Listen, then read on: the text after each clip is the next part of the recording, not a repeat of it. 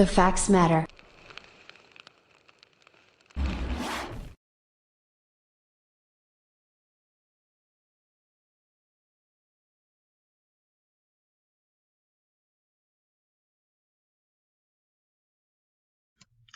Good evening, everyone. Virgo here.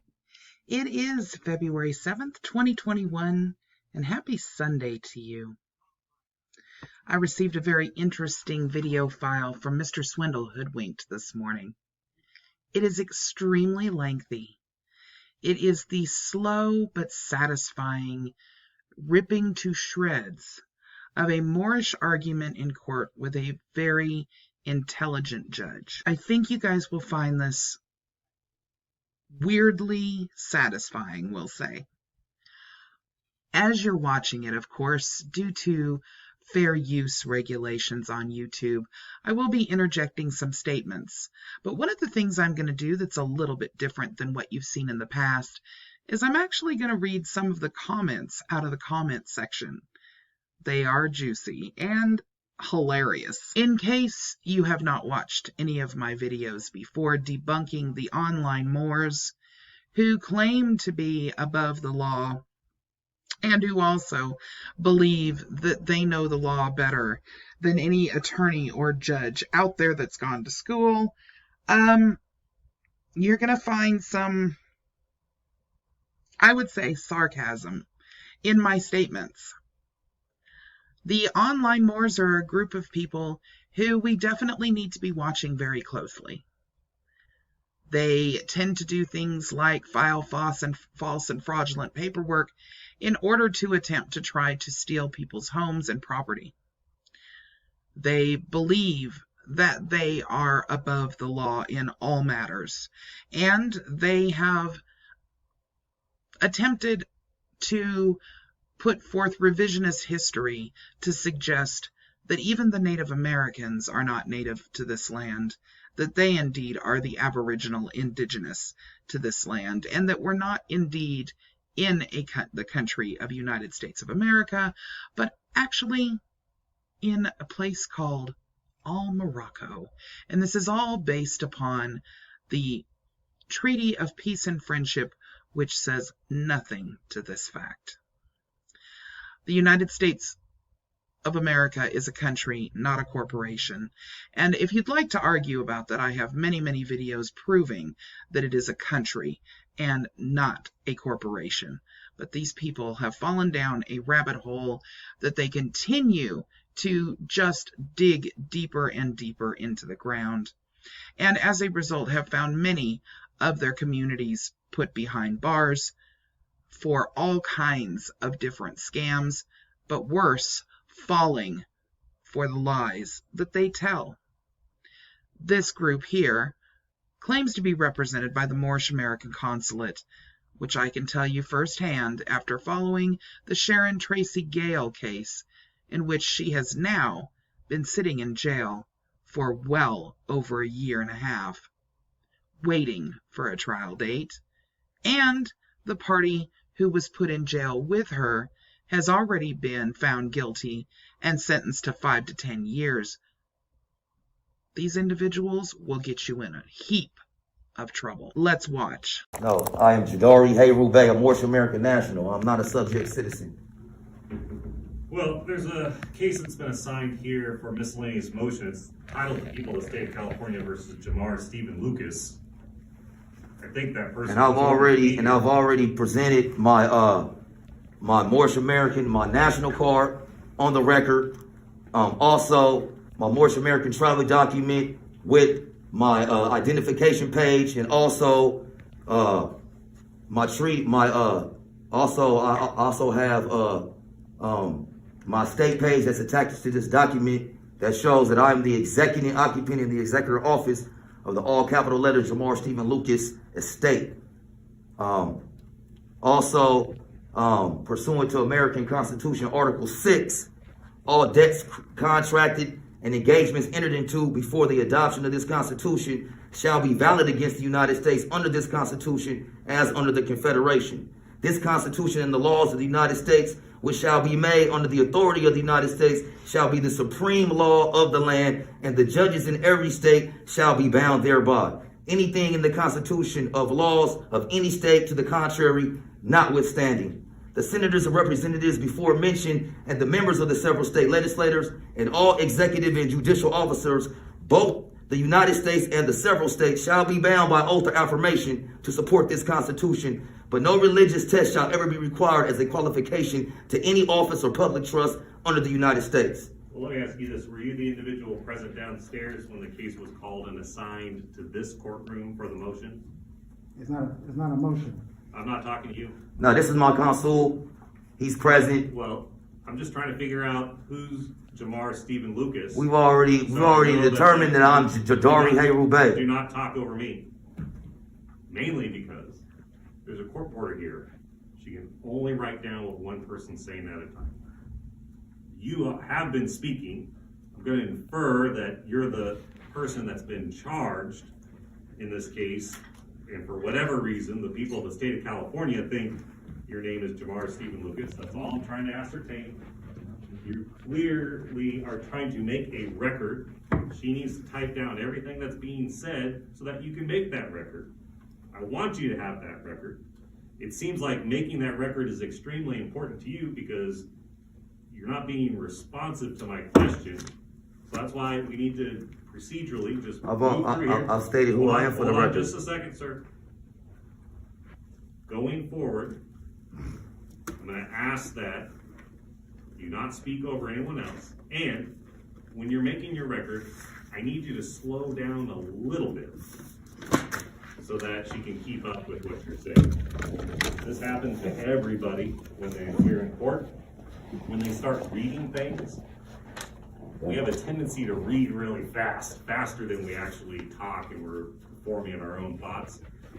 So every time we have someone that is in court and they start reading a passage of something, even if it's something that they wrote themselves, their notes, it's been my experience over the last 20 years that they speed up, and oftentimes it puts the court reporter in a difficult situation of having to interrupt because they need you to slow down, that type of thing. So I'm going to presume that the person that has been charged is here. That's you, sir, in the black suit jacket that's standing in the podium, or at the podium. And the reason I need to know who that person is because before we can go forward on any of these proceedings, allow you to make your record, figure out what we have going on here, I have to make a disclosure that since there is a representative here from the Ventura County District Attorney's Office, Ms. Rayburn, I have to disclose under the canons of judicial ethics that my wife actually works for that office. I've determined I'm not disqualified from hearing their cases as long as my wife doesn't have anything to do with your case. I looked through the file, at least the file that's titled People of the State of California versus Jamar Stephen Lucas. I don't see anything in there to lead me to believe she has anything to do with your case at all. She prosecutes a completely different type of case. They wouldn't send one of her cases to my courtroom, right? And again, I don't see anything in the file. Nevertheless, I go ahead and tell everybody that in every single case, because I wouldn't want you to find that out at some later point and think I was trying to hide that fact or piece of information from you. So now that we got that out of the way, right? The matter's been assigned here for miscellaneous motions, and it's my understanding from looking at the paperwork, or at least the dockets, that you were proceeding pro per, meaning representing yourself. I think you made some reference to that, but then you also indicated you had some sort of counsel present. So who is present on your behalf that you have previously described as counsel? Consul. Yes, who is that? Moorish American Consulate. You want to state your appearance for the record? Yes. Mafiel. Can you spell that for the court reporter? M-A-F as in Frank, I, space, last name, E-L. Okay. Consular officer and diplomatic officer pursuant to the Department of State Consular Notification and Access Manual, which is instructions for all federal, state, and law enforcement on how to interface with foreign nationals. And it's rooted in the treaty. When you look through the manual, which you're supposed to know by heart, but if this is new to you, it talks about Article 6 of the Constitution, how treaties are the law of the land. So it's setting the stage for national. Now we're at the Constitution in Article 3. All judicial officers take an oath to uphold the Constitution. Article 3 of that contract, Section 1, delegation of authority from Congress for any inferior court. This is clearly not the Supreme Court. Section 2, any disputes from a citizen of foreign state is Supreme Court. So we're Moorish American nationals, we're not U.S. citizens. So this is not the proper venue. 3. Wait, no, I'm just asking you to make your appearance. I'm not asking you for argument just yet. So you're the individual that is the consul for the individual that's charged in this offense. Is that accurate? That's, right. That's the role you're fulfilling today? Right. There's no human being been charged. Okay. For the record. Okay. And then everybody else? It's consul. I'm just the head consul. Okay. I might slip up and forget something. Somebody might tap me on the shoulder like, okay, get back on track. We're all here for that purpose. All right. So I'll start with the individual to your right, my left. What's your name, sir, for the record? You, yeah. My appellation is Ali Khan Bey, Moorish American National, ALIKHANBEY.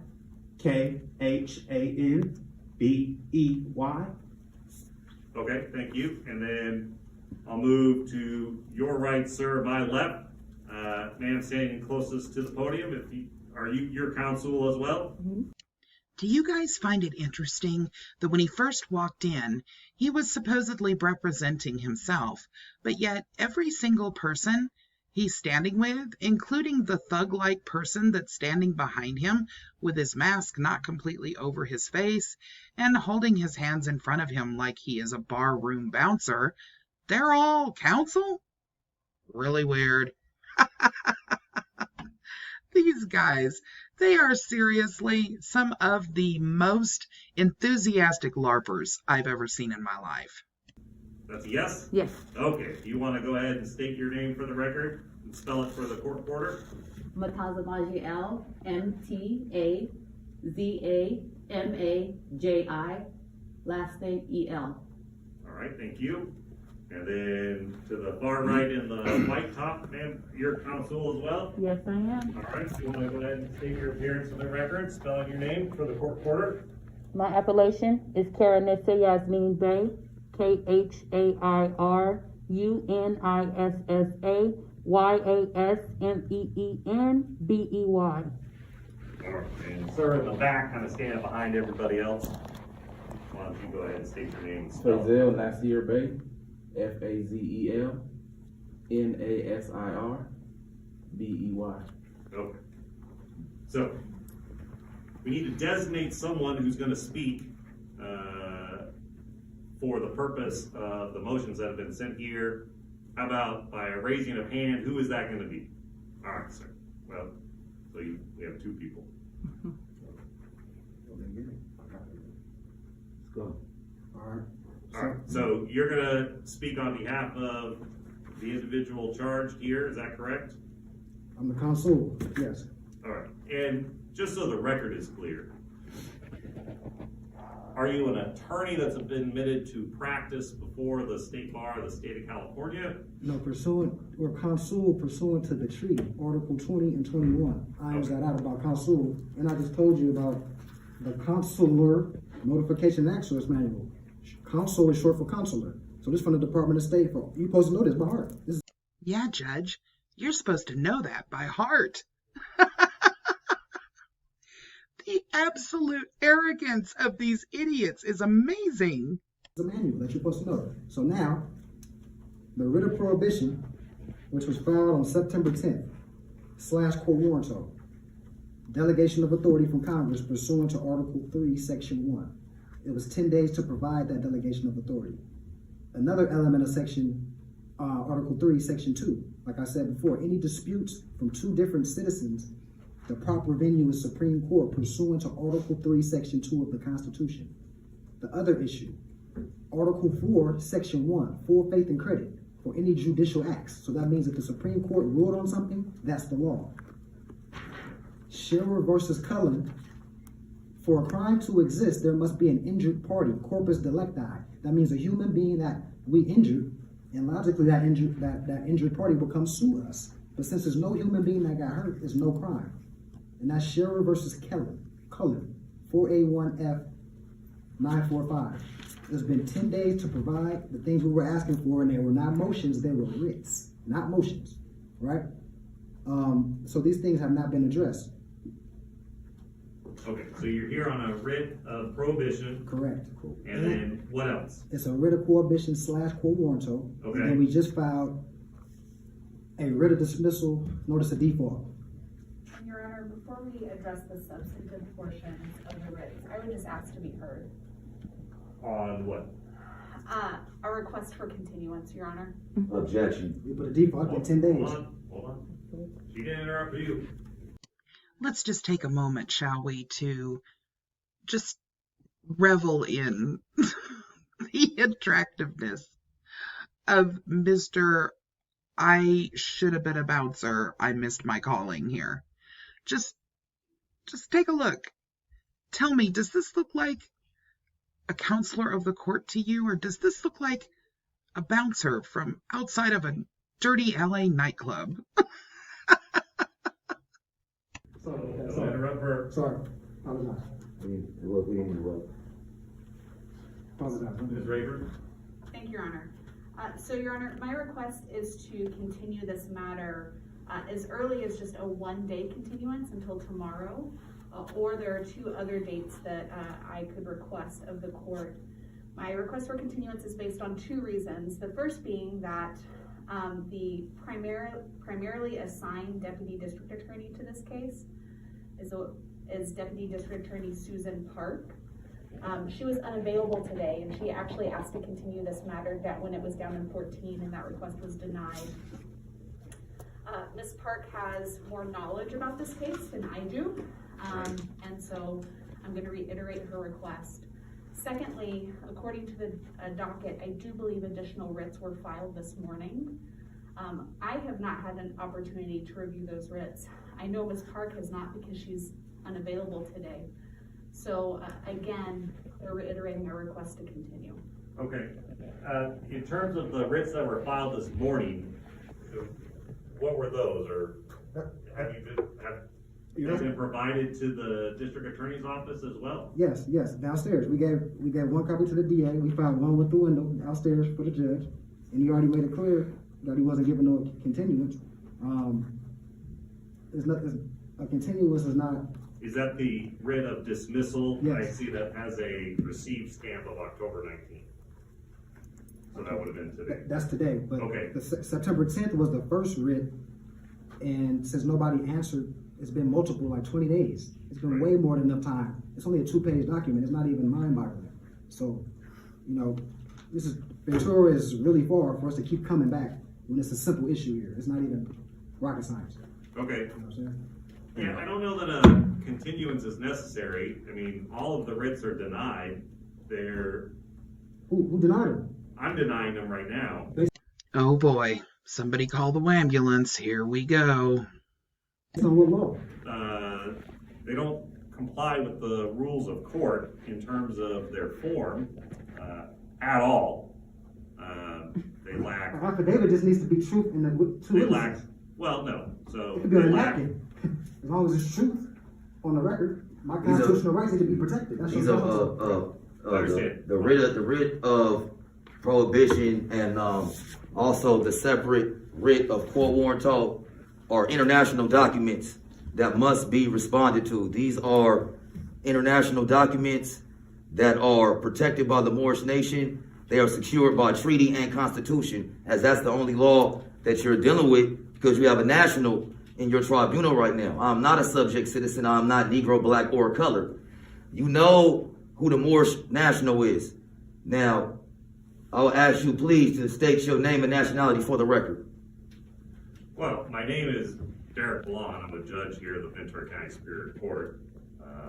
I think it is a requirement that I'm a U.S. citizen to be a judge of the Ventura County Superior Court, so I don't think that's Let me ask for your nationality. issue. You said it's nationality. The U.S. That's not a nationality. That's a federal corporation. citizenship, that is not a nationality. and you are a foreigner. No, I was born in California. I think I made that. But what is your nationality? What is the air? Like, what is the British, origin of your British, nationality? Dutch, what are your? German? English. Just Yeah, only one person can speak at a time. Yeah. We all have national origin. Like our national origins is from Al Morocco. We're Al Moroccans, the true indigenous aboriginals of North America, Yeah. which is where we are now. We are in the Khalifa territory of Al Morocco. From the United States is only a service corporation. It is not a country. You feel me? This land is not the United States. This land is the Mexum, Northwest. Right. And we are in the country of Al Morocco. Now, United States is the occupying foreigner corporation, and Article 3 judges do not enforce statutes or ordinances. Are you an Article 3 judge? Now, and also, Well, do you want me to respond? yes, to the question? are you an Article 3 judge? I'm not an Article 3. Exactly. So, But and that's why, as a national, I submitted the proper international documents requesting your declaration of authority and requesting your position as you call yourself a judge. So we asked for the documents that show, okay, you're an Article 3 judge, because that is who has the jurisdiction to deal with the Moorish American national. You know this. First comment under the video from Moorish Media. This is crazy, how they really stand there and lie in our faces. It's not had to be proven. This is already on congressional record. well, why You not? are- Why not? Hold on just a second. If all of this is true, and I'm not reaching the merits of any of your arguments, I'm not disputing I'm not going to dispute the authenticity or veracity of any of the documents that you filed. They may be international treaties, so that, generally speaking, those would be filed as exhibits to a document that is filed in this court. The documents that are filed in this court, even if it's to say you have no jurisdiction over me, even if it's to say there has been no crime, even if it's to say my rights have been violated, do have to comply with the rules of court. What rules would those be? Because So, it's hold on. now. I'm going to tell you what rules they are. So they start with Rule 2.100, which talks about the form and format of papers presented for filing in the trial courts. Rule 2.104, which dictates the font size of the print that is in those documents. Rule 2.110, which requires a footer at the bottom of the documents that describes what the document is, and it gives some direction as to what size font the footer needs to be in. And Rule 2.118, which requires these things actually to be vetted by the court clerk before they can be accepted for filing. I've read the documents. They don't even come close to complying with the local rules. I would need something that complies with the court. Objection. The local rules. Objection. No, you don't object to me. Before I could even make a ruling or ask the people to respond in these matters. And so those laws you're stating. Hold on just a second. So the writs are denied without prejudice. If you have some sort of motion or writ that you want to file to gain some sort of relief, and you're representing yourself, and the rules do apply to people representing themselves, really the only kind of caveat to that is if you're representing yourself and you're in custody at the time, so you don't have access to computers, you are allowed to handwrite your motions or your writs, but even there's certain rules on how they need to be formatted and that type of thing. Objection. Well, You just stated another full law. Hold on a second. You're not stating treaty and constitution. Like what you just said is a violation of treaty and constitution. I'm going to give you a little more information in a moment, but you don't object to the court. You object when someone else is speaking if you think that they are not complying with the rules. I'm just explaining kind of what the rules are. These are actually, and then we also have local court rules that apply here in Ventura County. I think Ms. Park made mention of 11.03, which sets out some further rules on motions that are filed prior to trial in criminal cases. And they stand for the proposition, as all these rules, A, none of these documents should have been received for filing in the first place, but B, the failure to comply with the state and local rules is a basis for the court to determine that the arguments are without merit. Mrs. Woodard in the comment section says, Islam, dear brother, you know who you are. Salam. State and local rules do not apply to the Moorish American national. See, but look, excuse me. You're stating laws that don't apply to the national. You're talking about local and state laws. Only law we're dealing with is the supreme law of the land, which is the Constitution and treaty. That's why you have the position to sit where you're sitting, because you took an oath to uphold those laws. Now, you don't have to usually uphold them because usually you're dealing with subject citizens. But right now, you're dealing with the Moorish American national. You know, the Superior Court of Ventura County does not have any jurisdiction over the Moorish American national. That's why you're talking state and local laws, because you don't want to deal with the treaty and the Constitution. That's all we're dealing with. No state laws or local penal codes are withstanding to the Moorish American national.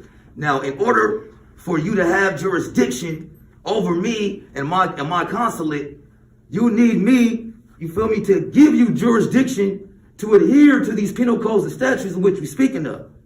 I didn't submit to you. These documents are not local and state law. These are international legal documents. These documents come for the Moorish National Republic federal government, Northwest Africa, the Moorish Divine National Movement of the world, Northwest of Mexico, Northwest Africa, North America, the North Gate.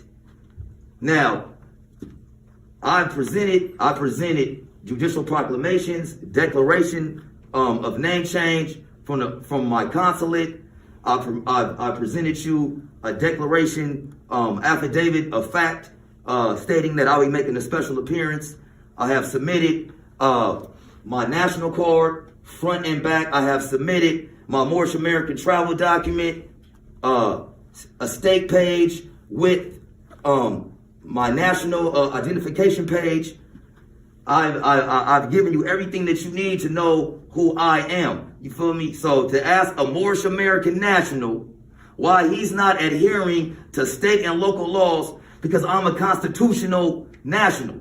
Feel me? This is not a constitutional courthouse. You are not an Article 3 constitutional judge. You don't stand on these principles, but you took an oath to them. Took an oath to uphold them. Now, when you're dealing with the national, you have to uphold and protect my rights that are secured by the Constitution and treaty. You have to enforce the treaty. So everything that you're saying, everything that the district attorney is saying is a violation of that. You're saying that you don't have to uphold the treaty. You're saying you don't have to enforce the Constitution right now.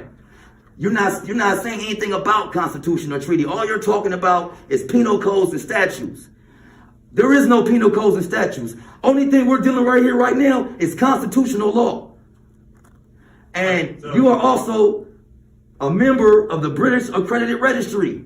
This district attorney is a member of the British Accredited Registry. The British Accredited Registry has no jurisdiction over a Moorish American national. It's a violation. That's why they have consular courts set up, you know what I'm saying, for these matters right here. Now, you can contact the Moorish American consulate, which was showing the information, was shown right here on the back of my national card. And if you don't want to do that, you can send this case to the federal court and you can let them decide what they want to do with it. But continuing to ask a national to come up into this de facto colorful courthouse is a violation of international law and treaty. You're violating the treaty and Constitution. And have you asked that this case be removed to the federal That's the court? DA. That's the burden on her. That's not our burden. Y'all bringing the charges against us. Y'all supposed to know the law. Okay. Right, yeah. All right. So if we're going to trace kind of the power of this court, I suppose, as it derives from the U.S. Constitution, which it seems like you accept as being a valid constitution, although the counter argument is the United States is just a corporation and we're not really here. But nevertheless, so the right to, a trial or a determination on the merits of criminal cases, right, starts with the 6th Amendment to the Constitution. So that's embodied in the Bill of Rights as early as 1791, which states that, you have the right to a trial by an impartial jury in the state and district wherein the crime shall have been committed, which district shall have been previously ascertained by law. The state of California, I mean, again, we have to start with the premise that you're accepting that the United States is an actual country, and that the Constitution actually does apply. So if you're going to try to accept the protections of the Constitution, you got to accept all the You other. misinterpret what we were saying. That's not our position. That's not our position. No, that's not our position. Well, you misunderstood our position. So MB Bay says, just finished. He was out of line. Laugh out loud. Hope y'all beat it. You clarify that at the end. All right. But do not interrupt me. If you're saying stuff that's wrong, you're going to get interrupted. But go ahead. Yep. So California was admitted as a state in 1850 passed by Congress. Then kind of the next step is the 14th Amendment from 1868, indicating that all persons born or naturalized in the United States and subject to the jurisdiction thereof are citizens of the United States and of the state wherein they reside. And nor shall any state deprive any person of life, liberty, or property without due process of law. The 6th Amendment applies to the states through that 14th Amendment as early as 1884. California versus Hurtado, 110 U.S. 516. The law of the land in each state, which derives its authority from the inherent reserved powers of the state, exerted within the limits of those fundamental principles of liberty and justice, which lie at the base of all of our civil and political institutions. The great security, which resides in the right of the people to make their own laws and alter them at their pleasure. And then the California Constitution, that's kind of the initial framework of how we get to a state that falls under the umbrella of the United States Constitution, and then the state constitution is what specifically authorizes Superior Court judges to have original jurisdiction in essentially all causes except for a very limited number. So that's the kind of equivalent on the state level of the Article 3 kind of component of the federal Constitution. So that's a roundabout way of how I ended up here, right? You're asking, well, what am I doing here? There you have it. And again, I'm not getting to any of the merits of your arguments because there's nothing that I can find in the file that complies with the local rules. I understand you feel like you don't have to comply with the local rules based upon your citizenship and kind of the self-apparent nature of the documents that you have filed and that type of thing. And there may be some merit to those arguments. Again, I'm not reaching the merit of the arguments as to whether or not the people can actually prosecute you based upon your nationality and country of origin and any sort of binding treaties. But I do know that if those arguments are going to be advanced in written form, the requirements are that they do comply with the California Rules of Court. I'm unaware of any authority that would allow, other than, as I mentioned, the individual who's incarcerated representing himself that doesn't have access to a computer or typewriter. I'm unaware of any authority that would allow me to not require that the parties adhere to that. I'll also note, just in passing, because I know on some level you're vouching for the authenticity and the reliability of the documents that have been submitted to the court and received over the life of this case, establishing kind of the fundamentals of the arguments that you're intending to make. In looking at the documents prior to coming out, I noticed one of them, the one that was received in May of 2019, which kind of draws this connection between, because it includes a birth certificate for a Jamar Stephen Young Lucas, and then an affidavit of Jamar Lucas, which I think is an attempt to kind of show that the interconnection between the individual appearing before us and how that individual was, at least at birth, described as the name of the person that's been charged here. But page 2 of that includes a document that at the top says United States of America, and it has the U.S. seal, it says Department of State. Below that it says to whom these presents shall come, greetings. And then it has some documents, but then it has a block at the bottom which indicates that the document was either prepared for or at the very least signed by the United States Secretary of State, Michael R. Pompeo. There's a declaration saying that he signed the document, and then there's a line that says Secretary of State, and then there's a signature that says Michael Pompeo. And, you know, filing documents, although there are some rules for attorneys, especially if they know that certain documents have no legal, merit, that's not really the issue. Presenting false documentary evidence, so trying to pass something off as actually having been signed by the United States Secretary of State, if it hasn't actually been signed by the United States Secretary of State, the signature of which I'm sure is readily ascertainable to determine if this signature on the document that has been filed is actually true or correct, or whether this document was filed with the court in some sort of attempt to mislead the court. That's a felony. Lamar Brown says, sue him in his private person capacity and get his citizenship removed because they're not the heir. We are, and they're obligated to us by treaty. Under Penal Code Section 134, I know you don't think the Penal Code applies in your particular case.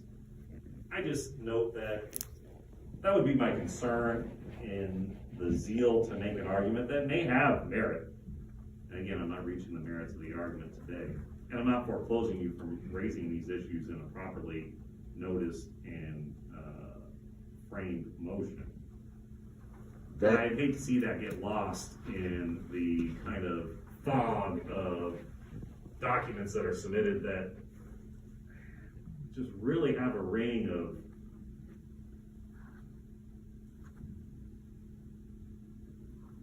You familiar with Steve? disingenuousness. So you're expressing a problem with somebody receiving an apostille paper from the Secretary of State, which is basically taking that bond, out of circulation, to be used illegally.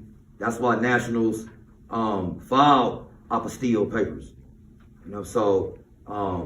I don't know what the comment was, the slick comment you just made about the authenticity. That document came from Washington, D.C. It has the seal from Washington, D.C. with the Secretary of State's name and signature on it. Now, if that was a false document, you're absolutely right. That's an illegal act. But what you have up there is not a false document. You have something up there that was filed with the Secretary of State of California, and it's sent off to Secretary of State Mike Pompeo in Washington, D.C. Department of State.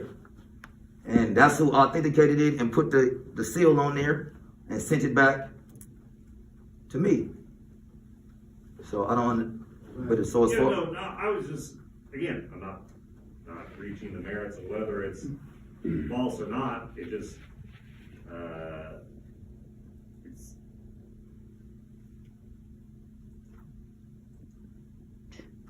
interesting. It's interesting. Yeah. You're not used to dealing with Moorish American nationals. It's okay. Yeah, I don't know that I am. Okay. Yeah, no, that's fine. I think that's an accurate representation. Yeah, so sir, you said that I was misapprehending kind of the nature of the concerns that you had, so kind of boil it down to the kind of most concise manner that you can. Yes. So you made a couple situations about crimes and things that are committed within the state of California. So this is a state, like we said, pursuant to Article 4, Section 4, everybody has the right to a republic form of government. So the same nationality of people have the right to have elected officials and create a body politic, which is in harmony with the Inter-American Declaration on the Rights of Indigenous People, right? So that's another issue. As far as forcing us to assimilate with the state of California or whatever. You can't travel through the state of California. That's a corporate filing. I could file a corporation. It's called the state of California. That's not the land. So for you to say to commit a crime in the state of California, that's not tangible. It goes back to the whole injured party. How can I injure the state of California? And it must be an injured party for there to be a crime, pursuant to Sharon versus Color. It's a Supreme Court case. It's already been decided. Yeah, and do you have the actual site for Yes. that one? Scherer, so Sherer versus Cullen, Cullen, 4A1F.945. So A1F. Okay. right. So once again, pursuant to the law, Black's law, a state is not. It's a group of people bound together by common law in an organized body. That's the law. Black's law, edition, 4th edition, right? So it's impossible to injure the state of California. So a crime can't be committed in the state of California. Because that was your reasoning, right? Can't be committed in the state of California, or can't be committed against the state of California? No, I'm addressing the statements you made earlier, because you're saying if a crime was committed in the county or the city of Ventura or the state of California, that type of verbiage in general, it must be an injured party for a crime to be committed. It's already been decided in the Supreme Court. In Article 4, Section 1 of the Constitution, it says full faith and credit clause. Any judicial. I'm sorry. Well, yeah. Article 4, Section 1 of the Constitution states that judicial acts are the law. It's under the full faith and credit clause. The what? Full faith Oh, full and faith credit. I'm sorry. Yes. So once it's a Supreme Court ruling on something, it's nothing else to discuss. It's already been decided. So all this paper got a certain format. That's contrary to the Constitution, which is the language in Article 6, which you take an oath to uphold. Any law enforcement takes an oath at Article 6 to uphold not just the Constitution, any treaties made prior to the Constitution. That's also the language in the Constitution. So we're trying to have our constitutional rights protected and not molested, right? Also, federal law and Supreme Court cases apply to state court cases. Howlett versus Rose, 496 U.S. 356, a case in 1990.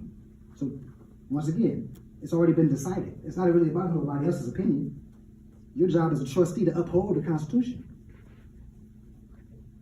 I agree with you there.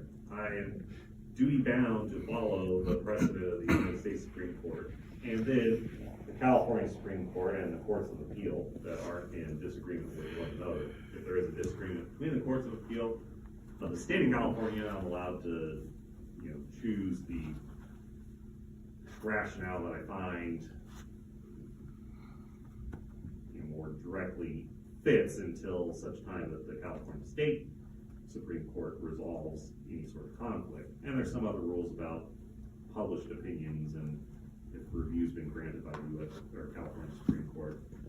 So I agree with that. Do you have any other, I gave you 3. if we're talking about kind of United States Supreme Court authority, I'm definitely interested in hearing about that. The site that you gave me on this other case, that's obviously not a U.S. Supreme Court site. Typically they follow the citation format that you just provided, where there's a U.S. in the middle. Sometimes there's a s.ct. Do you have any other U.S. Supreme Court authority that you want to draw to the court's attention? MB Bay says, Islam. I have been watching and I am about halfway through.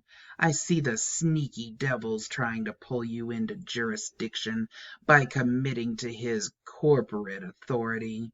His motivation was to pull you into spurious arguments to avoid the issue, jurisdiction. The case should have been dismissed 20 minutes ago. However, I would recommend removing the case yourselves to a federal jurisdiction as soon as you get a hearing and case number.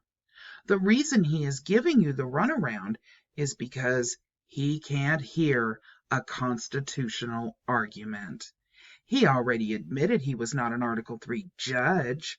His jurisdiction to hear anything further is the case ended right there.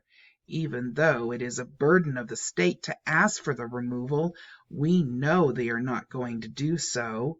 I would have seized the opportunity to make him remove the case to the district court, as he was bound to do so. Seek your remedy there.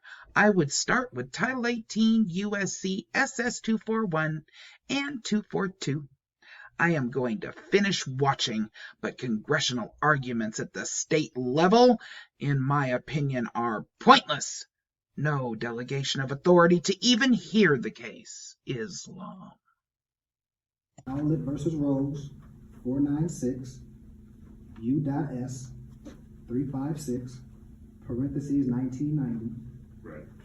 But yeah, so that's the case you cited for. I agree with that proposition. Okay. Are there any other Yes. U.S. Supreme Court authorities? Yes. The court is to protect against any encroachment of constitutionally secure liberties. Boyd versus U.S. 116, U.S. 616. Okay. No state legislator or executive or judicial officer can war against the Constitution without violating his undertaking to support it. Cooper versus Aaron, 358 U.S. 1,78S. CT. 1401 in parentheses 1958. Okay. Now, what I was going to get to is ultimately the fact that these motions or writs are being denied today is without prejudice, meaning you're still allowed to file the proper paperwork and attach whatever documents that you think are relevant for a court to consider moving forward. I do encourage you to review the California Rules of Court, specifically the sections that I cited. But I think there's probably even software available, readily available, that you can utilize that will format everything for you. So all you need to do is kind of cut and paste your arguments in there, so that the clerk can actually formally receive and file the documents, and then gives the district attorney's office an opportunity to respond. It allows the trial judge or the judge that's going to be presiding over the case the opportunity to review them and do whatever legal research is necessary prior to having the hearing. It's my understanding that the stage at which this case was at was prelim, I think. Correct, Your Honor. And it looks like, and I don't know how we got to this point right now, but the last day for the preliminary hearing is November 18th.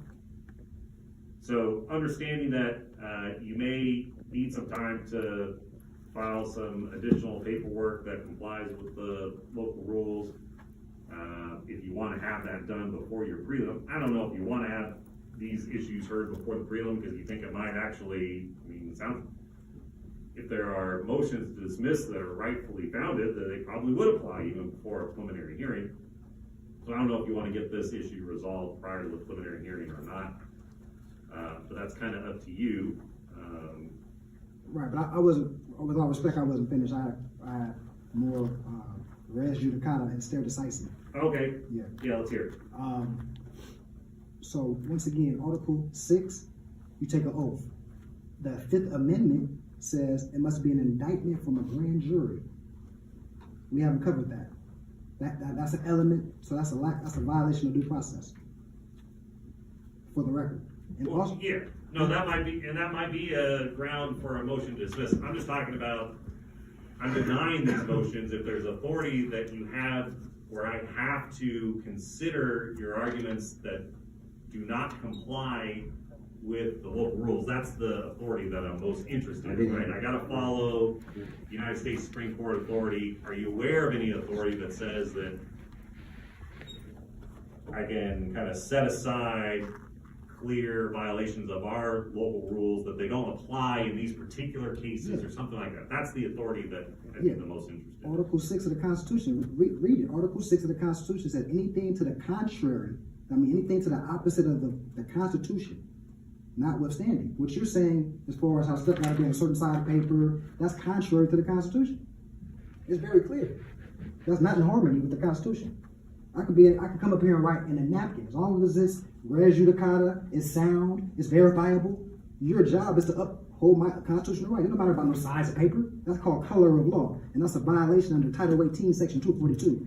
Deprivation of rights that are secured by the Constitution. You're trying to enforce a unconstitutional body of law after it's been put on the record that is unconstitutional, and you're still talking about this size of paper. Right. That's irrelevant about the size of the paper. Who Don't you cares? think that if every court that I'm aware of, kind of state and federal, right? The federal courts have very specific rules in terms of the form and format that documents must be in to be received. The United States Supreme Court has very specific rules in terms of how the documents must be presented.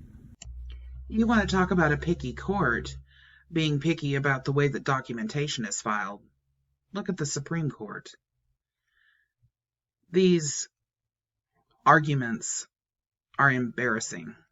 And I know it can be irritating to watch a judge give this amount of time to this type of entity. But it's also very interesting to see a judge that has not had to deal with this Moorish group of scammers in the past and how he picks apart their arguments. Stay tuned. It's worth watching. Down to what color the cover of the brief is that's submitted based upon what role you have in arguing the case. Are you the petitioner? Are you the respondent? Is it a request for review? Is it an actual argument? There's all these rules, right? So I would imagine that if there's all these rules that have been around for a long time, and your position is the rules can't apply in your, at least in your particular situation, or there's something unconstitutional about having rules about how documents need to be formed and formatted and filed, there would be some actual authority on that. Maybe from the United States Supreme Court. Are you aware of any authority, judicial authority, that says, yes, the rules don't actually apply in the particular case that we have before us today? So, only thing you're saying to me is that the majority of people don't know their constitutional secure rights and they go along with the program. That has nothing to do with us. So the law of the land is the Constitution, period. Nothing about that's the authority of the land. I've just pointed out multiple. I think we can agree the Constitution is silent as to the form and format of documents that are filed. Right. That means it is no form. It could be, like I say, on a napkin. That's my point. There's no law saying that you need to have certain size paper. That's not in the Constitution. That would be called contrary, and that's called color of law, which is any law that's passed that's not in harmony with the Constitution, and that's a violation under Title 18, United States Codes, Section 242. So you're opening yourself up to federal litigation, you specifically, in your personal and your commercial capacity. You know what I'm saying? So for the record, we just want you to be constitutional. You're just a trustee to make sure everybody's constitutional rights are secure. We thoroughly went through the Constitution. You keep talking about a law that's not to the contrary. It's not in harmony with the Constitution. Article 6 says anything opposite, it doesn't matter, notwithstanding. So you keep bringing up civil procedure and the rule of the court. That's not, if stuff in that rule of procedures or what you're talking about is in harmony, yeah, we can use that because it's in harmony. But anything not in harmony is called color of law. Which is de facto. It's de facto. It has no substance. It's not rooted in something tangible. Somebody making up something. Now, if the population go for that, cool. But that doesn't make it right just because 80% of the time people go for it. That seems like that's your rationale. Well, it seems like... No, I'm just curious. Yeah. I mean, the country's been around a long time. The courts have been around a long time. These rules have been around a long time. The Constitution's been around I longer would than that. imagine that you're not the first person to make these arguments. But that's not tangible. That's not... It's a court of record. You're talking about some... Who cares about that? That doesn't matter. Well, because I have to rely on precedent And we look at that a lot. I mean, there's a term, issue of first impression, right? That means it's the first time that something's ever been argued, and so there is no case law from which the court can rely upon to say, oh, well, the U.S. Supreme Court was asked to address this very question, and they said the answer is X. And just because there isn't Supreme Court precedent. I gave you 3 Supreme Court cases just now, sir. What are you talking about? But I'm asking, do they address the issue of not properly filing documents? Not properly filing is something that's in a local rule somewhere. The Constitution is very clear. You don't need no special type of, like I said, it could be on a napkin. It doesn't matter. As long as what I'm saying And you agree. is on point, and you check, Wait. and you check the validity of what I'm saying, that's the only thing that matters. Hold on just a second. I can't have them making noises and stuff while he's Okay. talking. I'm sorry. Okay. So, She has to be very. I'm trying to listen as hard as I can. Yes. apologize, sorry about that. That's okay. You don't have to apologize. I just have to hear you. That's all. It's always so interesting to watch for me the pesky 10th Amendment that these Moorish have to deal with, where it states the powers not delegated to the United States by the Constitution, nor prohibited by it to the states, are reserved to the states respectively, or to the people. You know, you would think that that 10th Amendment, which basically is stating that the states have the right to make their own regulations when it comes to everything that is not within the Constitution, and that in itself is in the Constitution. It must be very irritating to them when they are forced to actually read the Constitution. Hear about. So it spells out, the Constitution is very clear. That's all we're dealing with. And I gave you multiple case law that said even state courts are bound to the federal Constitution. There ain't no separation on federal that the state that. No. It's already been ruled upon that that's not the case. It's the law of the land, period. We're talking about treaties. And I just showed you the consular notification, which is in harmony with international law. We're talking about the Inter-American Declaration on the Rights of Indigenous People. You're trying to have us assemble with the state of California, which is a political subdivision of the United States. Now, our ancestors entered into a treaty with the United States, which is not the land. We're talking about July 4th, a European society that broke away from their kings and queens and entered into a treaty with us. We're not bound by no internal law. The only law is the overall law between both us Moors and U.S. citizens, and that's spelled out in the treaty. We're diplomats. So all that state of California, state of whatever, that's for the state U.S. citizens. And mind you, I have from the Library of Congress a certified copy of the judicial debates of the 90th Congress, and it says that the 14th Amendment is unconstitutional. So you can't even be a U.S. citizen. I got certified copies right there if you want to take a look at it. The 14th Amendment is unconstitutional. For the record, Congressional Record, Proceedings and Debates of the 90th Congress, First Session, Volume 113, Part 12, June 12, 1967 to June 20th, 1967. It talks about the 14th Amendment Equal Protection Law. You flip the page, and I got it highlighted, and it's on my file. This is all this stuff. I know you didn't read the stuff we filed back in September because this is in here. And you failed to address that. It says the 14th Amendment is unconstitutional. Right here. If you want to take a look at that. This is a certified copy. You can't argue with that. You want to argue with this signature? This is a certified copy from Congress. This is the law of the land. So anything contrary, notwithstanding, we back at Article 6. No special for private law. That's like if you get a street sweeping ticket from Walmart in front of your house. You're gonna be like, how does something adding up here? Right? So the Constitution is for checks and balances. You know, I think I do remember seeing that in here somewhere. But your position is that based on it was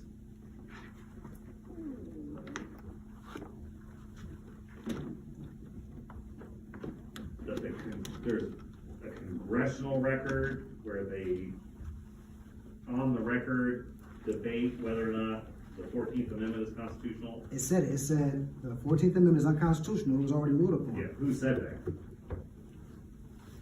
I mean, congressional record, the people at the seat, whoever was there. Which one was this? Congress doesn't declare something unconstitutional. They pass the laws, and then or if it's a constitutional amendment, it could be passed by. And it wasn't passed. That's my point. It wasn't passed. And when you read it, it gives the reason why it wasn't passed. Now, if you want me to read that on the record, I'll read it on the record. Now, why don't you? Is that a copy that I can look at? This is my original certified copy. I'll give it back to you.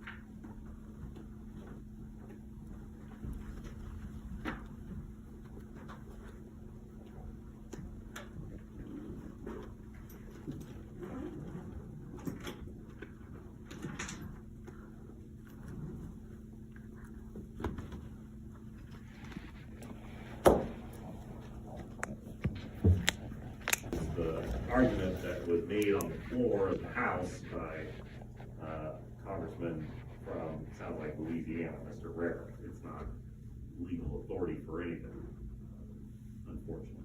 It's his views on why he believes the 14th Amendment was not properly ratified, doesn't apply to the states.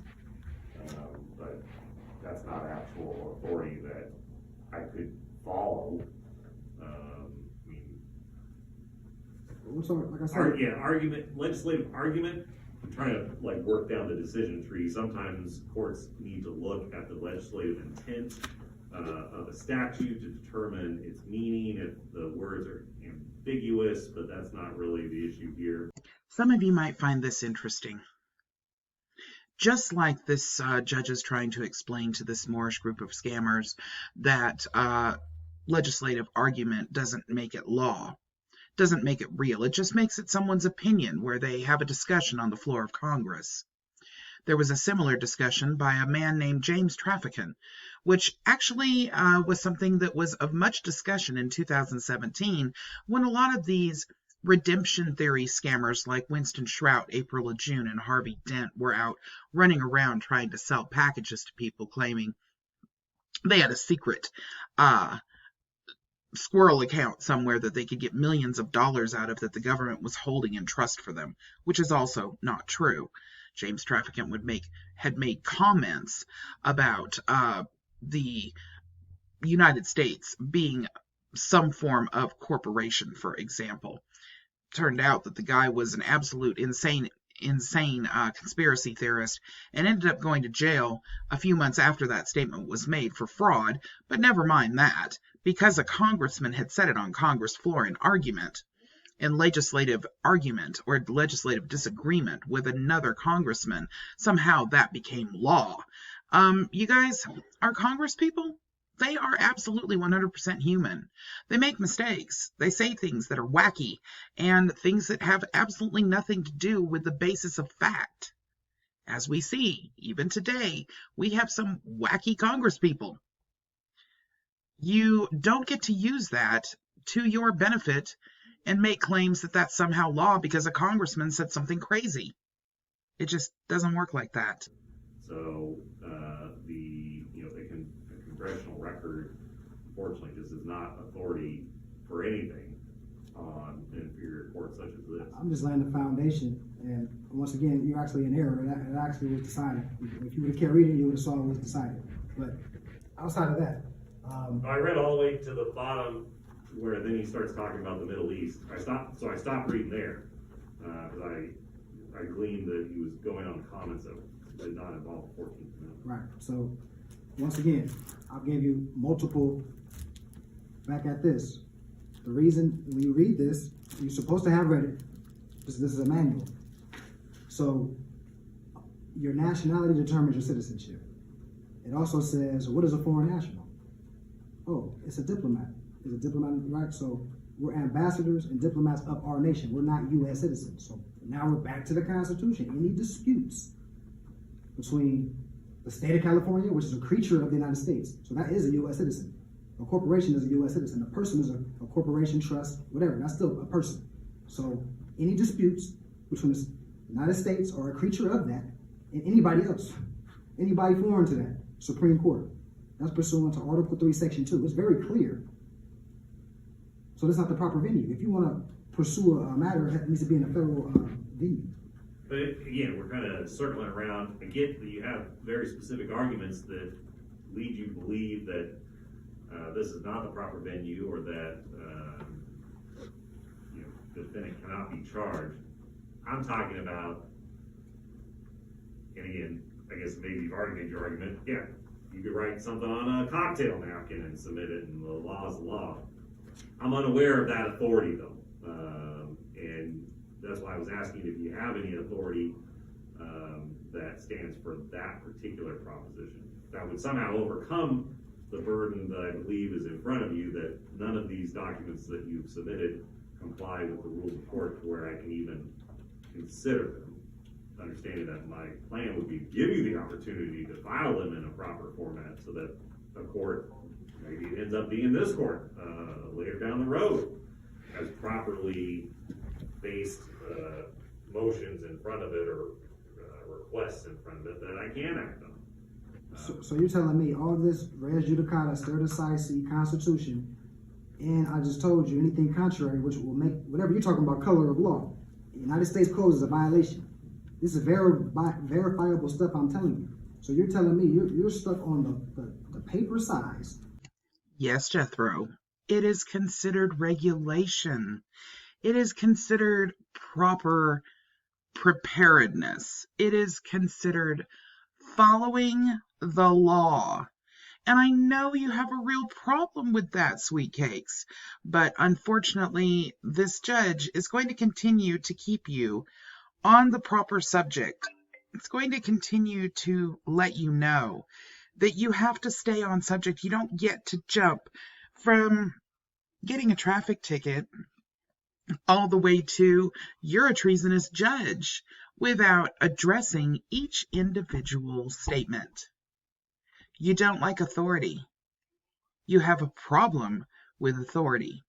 So therefore, everything to you is petty, even though the very basis of law and order in this country, by the way, the jurisdiction that you've already agreed exists because you're standing there in court, is based on details. And the court's very detail-oriented here. Sorry you don't like it, Sweet Cakes, but that's just the way it is. Or things of that nature versus the merit. That's Exactly what I'm telling you. Right, Yeah. so you're operating under color of law. And Derek D. Mallon, you're opening yourself to federal litigation in the federal court for Title 18, United States Code, Section 242, deprivation of rights under color of law. Color of law? What is color of law? Any law that's not in harmony with the Constitution. That's what color of law says in this law dictionary. So you seem stuck on this color of law. We're not operating under color of law. It's Constitution and treaty. I understand. And there's a mechanism, if you think I'm getting this wrong, there's a mechanism for you to take that up. I guarantee you, wherever you go above here will definitely make you comply with the size and format rules as it applies to whatever is filed. Well, that's not true because I file federal cases and it's letter size. It's nothing. They're not tripping like that. We filed in the Orange County Ronald Reagan building, federal building. They're not tripping like that. What you're talking about? Okay. The federal building not tripping. How tedious you talking about? The federal building don't trip like that. Yeah. So I don't know what you're saying. I'll state for the record. Don't hold on just a second. Don't take it personally. I've had these same arguments with practicing attorneys here in this county, where I've routinely denied their motions for failing to comply with the local rules. Once again, no motion was submitted. It was an averment of jurisdiction, quo warranto. For the record, to be read into the record, notice the agent is notice the principal, notice the principal. If you're gonna read, you gotta read slower. Is notice the agent. Can you? Averment of jurisdiction, Hold on. quo warranto. Hey, stop talking. Start from the beginning. And just go Just slower. go slower. I have to make a record. Trying to allow you to make your record. You gotta help us out there. Averment of jurisdiction, quo warranto, already placed on the record and entered into the record. For the record, to be read into the record, notice the agent is notice the principal, notice the principal is notice the agent. Res judicata, Higgins versus Levine, 415 U.S. 533.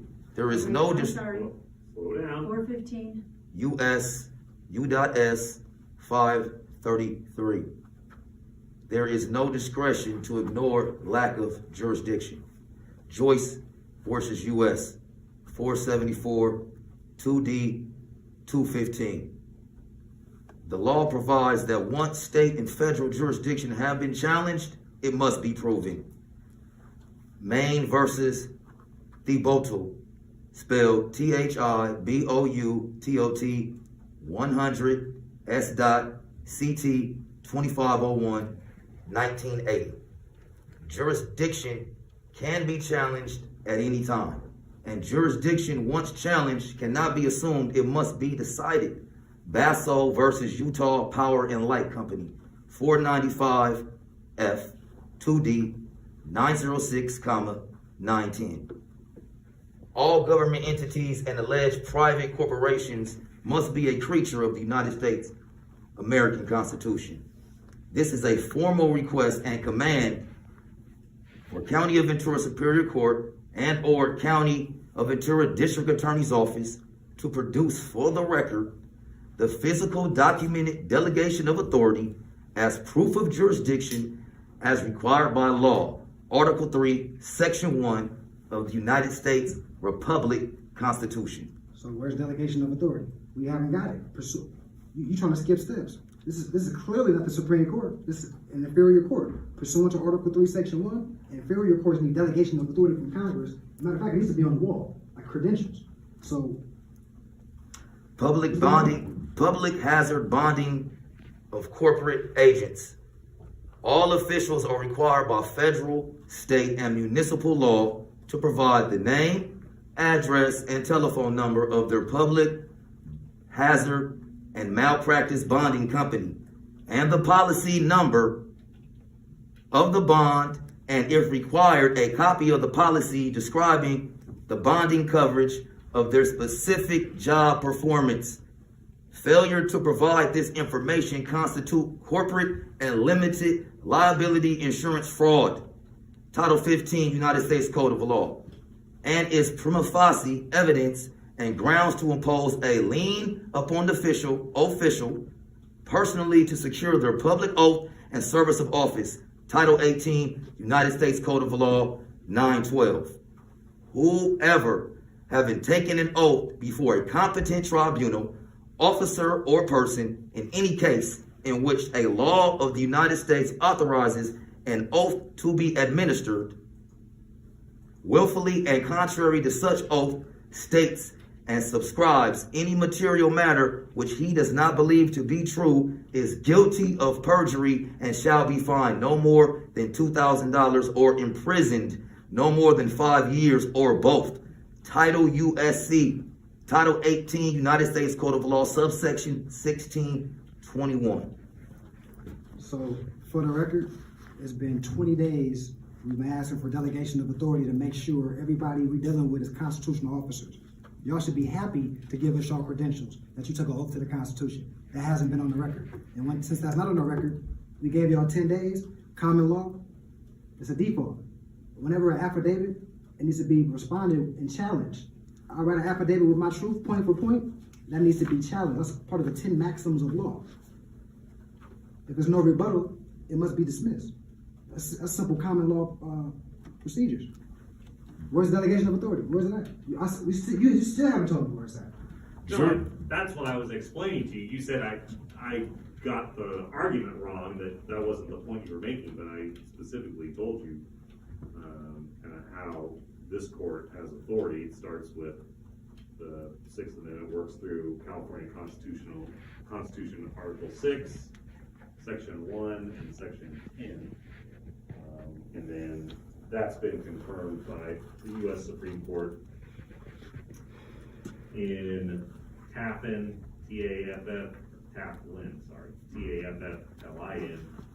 v. Levitt, 493 U.S. 455, and Gulf Offshore Company versus Noble Oil Corporation, 453 U.S. 473, that talk about kind of. But what's that have to do with delegation of authority from Congress? That is very No, that's exactly what it talks about. That Congress may limit jurisdiction to the federal courts either expressly or implicitly. Presumption of concurrent jurisdiction can be rebutted by an explicit statutory directive, by unmistakable implication from legislative history, or by a clear incompatibility between state court jurisdiction and federal interest. That's the Gulf Shore Company versus Mobil Oil. Right. And The United States Supreme Court has explained, under our federal system, the states possess sovereignty concurrent with that of the federal government, subject only to limitations imposed by the Supremacy Clause. Thus, the Supreme Court has consistently held that state courts have inherent authority and are thus presumptively competent to adjudicate claims arising under the laws of the United States. Right. That's the tap. You said limitations by the Supremacy Clause. That's Article 6. That's my point. That's the situation we're talking about right now. Article 6. And again, if you want to put that in writing, in a form that is acceptable, that would allow the court to actually entertain that argument, you may have a decent argument. I don't know. As I said a couple times, I'm not reaching the merits of any of your arguments. So, what we need to do is we need to figure out what you want to do next, right? So, because you're not getting any of the relief that maybe you were hoping to get today, because I'm not ruling on those motions. I'm not ruling yes, I'm not ruling no. I'm just saying I can't rule because of the form and format of what was submitted. Well, once again, I have no, hold on a second. I have no problem setting the matter for a preliminary hearing within the time that was previously agreed upon. And we can set it far enough out that if you want to file some new paperwork, or if you want to, examine some of your options from a federal standpoint based upon what this court's ruling is today, they'll give you time to do that. Are the people asking that we set a preliminary hearing within the time, or? Your Honor, not at this point. Well,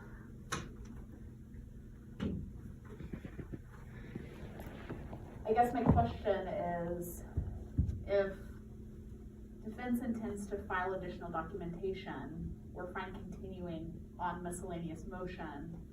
However, if defense is satisfied with what they've submitted, the court's denied the writs, we'd ask for a preliminary hearing to be set within time, or prior to November 18th. And I can set it for another early disposition conference as well, so that you have an opportunity to file additional paperwork, so they, have some sort of hearing that's heard before a preliminary hearing, and then have a preliminary hearing before the 18th of November. So, sir, how would you like to proceed? I'll state for the record that jurisdiction, once challenged, is to be proven not by the court, but by the party attempting to assert jurisdiction. The burden of proof of jurisdiction lies with the assertor. The court is only to rule on the sufficiency of proof tendered. C. McNutt versus General Motors Acceptance Corporation, 298 U.S. 178, 1936. The origins of this doctrine of law may be found in Maxfield versus Levy, 4 U.S. 330, 1797. 4 U.S. 330 Dahl, 2 Dahl dot, which is D-A-L-L, 381, 2 U.S. 381, 1 L dot E-D dot 424. Also, Article 3, Section 1. The judicial power of the United States shall be vested in one Supreme Court, and in such inferior courts as the Congress may from time to time ordain and establish. The judges, both of the Supreme and inferior courts, shall hold their offices during good behavior, and shall at stated times receive for their services a compensation which shall not be diminished during their continuance in office. Section 2, Article 3 of the United States Republic, North America Constitution. The judicial power shall extend to all cases in law and equity arising under this Constitution, the laws of the United States and treaties made or which shall be made under their authority, to all cases affecting ambassadors, other public ministers, and consuls, to all cases of admiralty and maritime jurisdiction, to controversies to which the United States shall be a party, to controversies between two or more states, between a state and citizens of another state, between citizens of different states, between citizens of the same state claiming lands under grants of different states, and between a state or the citizen thereof and foreign states, citizens, and subjects. In all cases affecting ambassadors, other ministers, and consuls, and those in which a state shall be a party, the Supreme Court shall have the original jurisdiction. In all the other cases before mentioned, the Supreme Court shall have appellate jurisdiction, both as to law and fact, with such exceptions under such regulations as the Congress shall make. The trial of all crimes except in cases of impeachment shall be by jury, and such trial shall be held in the state where the said crime shall have been committed, but not when committed within any state. The trial shall be at such place or places as the Congress may have law directed. Congress has already put on the record that nationals, Moorish American nationals, belong in consular venues. This is not a consular venue. When would you like to come back? I demand a dismissal of this case right now. And if you do not agree with that demand of dismissal, then I will have to request for you to send this to the federal court. Removal to a federal court. If the oral request for a dismissal is respectfully denied, I haven't heard any grounds as of yet that would allow me to dismiss this matter under the court's authority under section 1385, or for some other violation. There's other dismissal mechanisms, but generally speaking, you need to plead what is the dismissal mechanism. And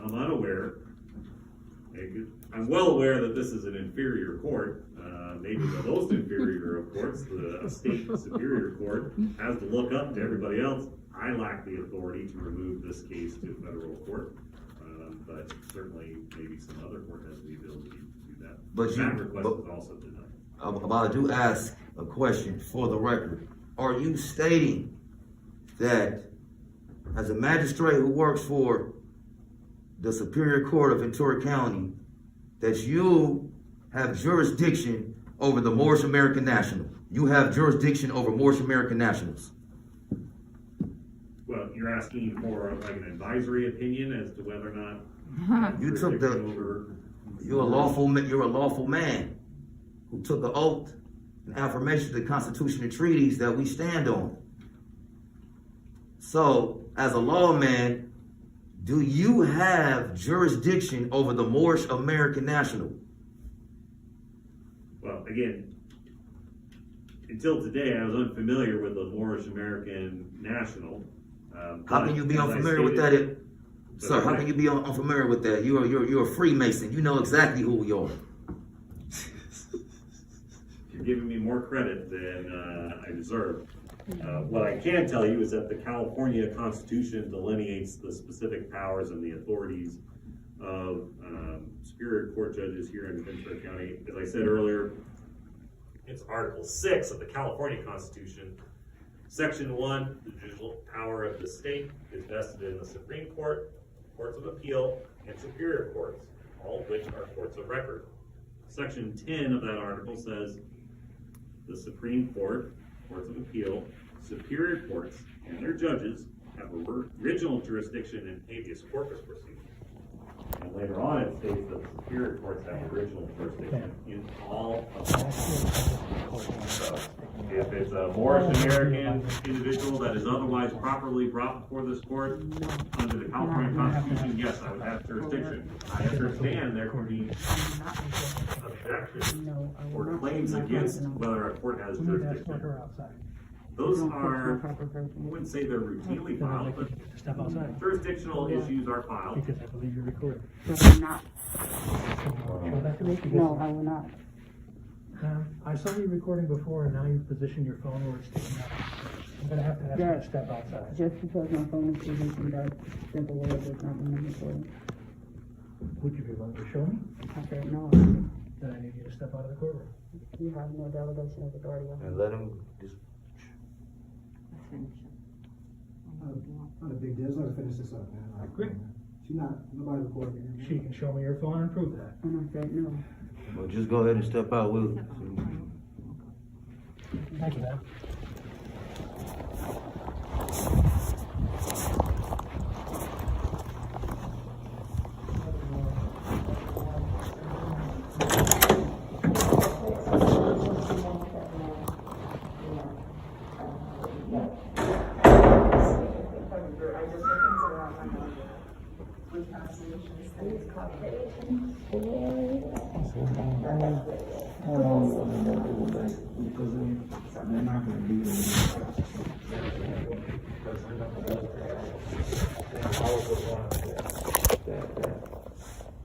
The Moors got to me, and they don't want. Yeah, it's a big time no-no to record in a courthouse without permission to do so.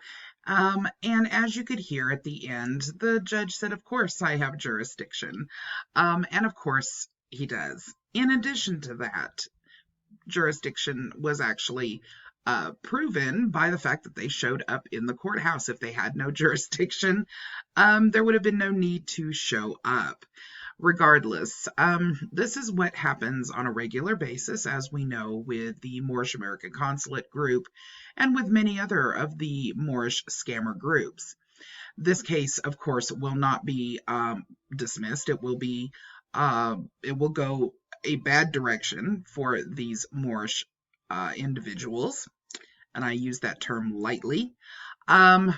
And I will follow up with it the best that I can. Ventura County is not real good in terms of being able to find documentation that is only state. It's not something that's the easiest thing to find. PACER is federal, of course. So unless this gets moved up to another court, as the judge was toying with, then it's going to be difficult to find documentation online. Quite often you don't get the opportunity to pull down cases from specific counties. So that is unfortunate, but I will do the best I can to find it. I do not even have to guess. This case was lost, as all of them end up being, because these arguments are erroneous, they are irrelevant, and they do nothing but waste the court's time. Ultimately, the people that fall for these scammers and go into court with these arguments, a lot of times will be held in contempt, because unlike this judge, who was extremely forgiving with regards to wasting the court's time, a lot of times it is extremely offensive to judges. And being that it's, irrelevant and erroneous documentation and arguments, it is not even something, it's just completely disrespectful to the court. All right, everyone, I hope you enjoyed this. I know it was lengthy, but I hope that it was informative. I will follow this to the best of my ability. I hope everybody has a wonderful start to your week, and we'll see you soon. Bye-bye.